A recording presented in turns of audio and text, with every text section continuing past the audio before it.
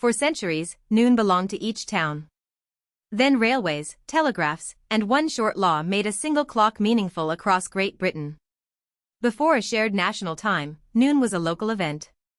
A town could set its clocks by the moment the sun crossed its own meridian, while a town farther west reached solar noon later.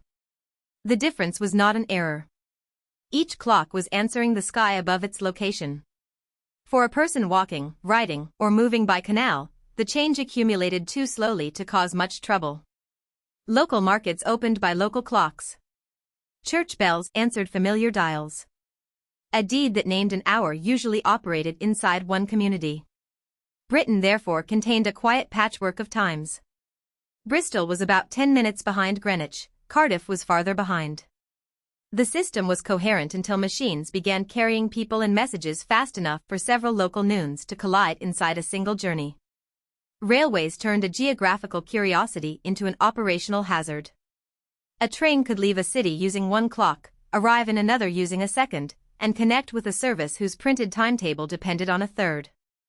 Crews, station staff, passengers, and signalers needed to know whether an advertised minute belonged to the railway or the town outside.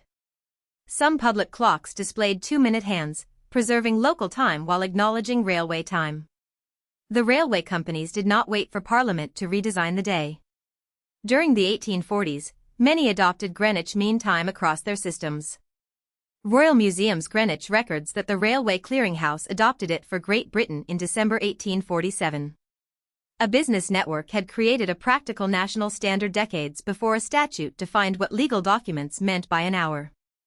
Greenwich was not chosen because the observatory sat at the center of the island. It won because the Royal Observatory already produced trusted astronomical time for navigation and scientific work. Mean time smoothed the unevenness of apparent solar time into equal clock days. Observers and precision clocks could maintain it, while published tables connected it to the sun's changing appearance. The observatory's position near London also placed it beside the country's densest communication and transport networks. Once railway companies coordinated on Greenwich, the value of using the same reference grew with each additional station. Standard time behaved like a common gauge. One participant could choose something else, but every connection became harder. Greenwich time spread because institutions could transmit it, schedules could print it, and travelers could rely on it. Adoption still required distribution. In 1852, a new electrical clock system at the Royal Observatory began sending time signals through telegraph wires. The Shepherd Master Clock drove a public 24-hour dial at the observatory gate and supplied signals to cities across Britain and Ireland. Accurate time no longer had to travel as a carefully carried watch. It could move as an electrical event through the same kind of network that accelerated news and railway instructions. By the middle of the 1850s, Royal Museum's Greenwich says almost all public clocks in Britain displayed Greenwich Mean Time. Social practice had largely standardized the day. Yet custom and railway rules were not quite the same thing as a legal definition. A court reading an old deed still needed to know what a written hour meant. On June 16, 1880, a bill was introduced in the House of Commons with an unusually narrow purpose: to remove doubts about expressions of time in Acts of Parliament, deeds, and other legal instruments. The eventual Statutes, Definition of Time, Act did not build clocks, operate railways, or order citizens to reset their watches. It supplied a default interpretation.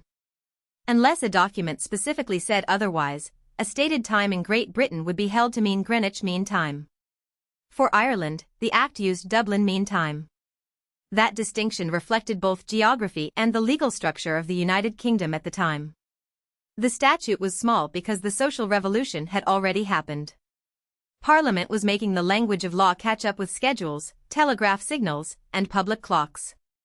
Popular summaries often say that Parliament made everyone use Greenwich time in 1880. The real rule was subtler. During a 1909 Commons debate, one member corrected the stronger claim: the 1880 Act did not force every person or clock to keep GMT. It said that when time appeared in legislation or a legal document, Greenwich Mean Time was presumed unless a contrary intention was stated. Someone remained free to keep another time for private purposes. The power of the Act came from interpretation. Courts, officials, contracts, timetables incorporated into agreements, and public administration could share a stable reference without restating the meridian in every sentence. A few lines of law converted widespread convention into predictable legal meaning. The 1880 settlement was not one time for the entire United Kingdom. In Ireland, legal references defaulted to Dublin Mean Time, roughly 25 minutes behind Greenwich. That difference survived even as railways and communications encouraged greater uniformity. Parliamentary debates in 1912 quoted the 1880 wording and proposed replacing Dublin time with Greenwich time for legal documents and public works. Full alignment arrived during the First World War era, when time legislation also introduced seasonal clock changes. The Irish exception reveals why the statute matters. Time standards are not merely astronomical facts. They are legal choices about which meridian a document, office, or network will treat as authoritative. The sky supplies many local noons. A state selects the one its rules will recognize. Britain's 1880 Act should not be confused with the International Meridian Conference held in Washington in 1884. The domestic statute interpreted British legal time. The later conference recommended Greenwich as the world's prime meridian and a basis for a universal day.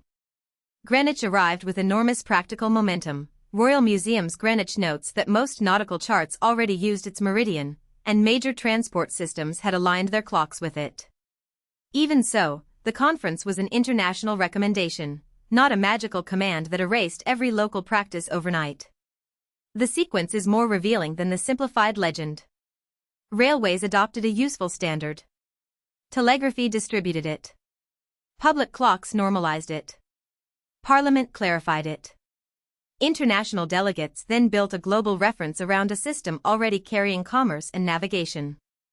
The statute's definition of time, Act 1880, survives mainly through later legislation and interpretation rules, while modern civil time also depends on summertime statutes and atomic standards behind UTC. Its historical achievement was not to invent Greenwich Mean Time. Astronomers, clockmakers, navigators, railway managers, and telegraph engineers had done the practical work. The Act made a written hour portable across Great Britain. A deadline in London and a deed in Liverpool no longer carried an invisible local offset unless the document deliberately created one. That affected more than train departures. Auctions, court filings, insurance deadlines, commercial notices, and contracts could all depend on whether an act happened before or after a named hour. A common legal reference reduced the opportunity for the same sentence to mean different moments in different towns. The law turned a convention into a presumption, while still allowing a document to specify another standard.